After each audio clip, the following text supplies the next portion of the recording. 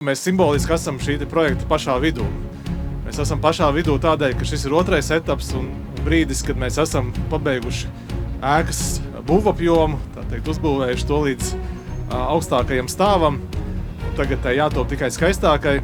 To milzīgs paldies visiem iesaistītajiem, gan augstsprieguma tīkla kolēģiem, būvniekam, projektētājiem, būvuzraugiem, pilnīgi visiem, kas ir iesaistīti šajā projektā.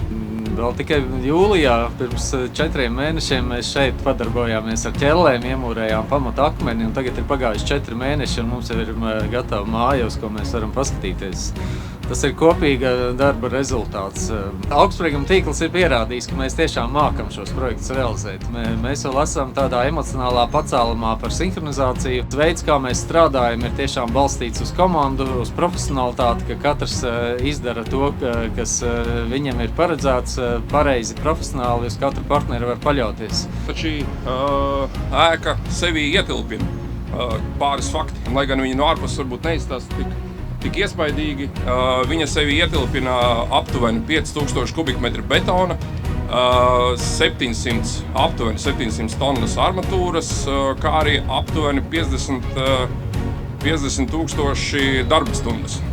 Un šī ir tikai aizberga redzamā daļa. Vēl jau, protams, ir milzīgs darbs paveikts celtnieku būdiņās, sapulču zālēs un ofisos, bet darba priekšā, kā jau iepriekšēji runātāji minēja, ir ļoti vēl daudz. Tā kā turpinām uzņemto tempu.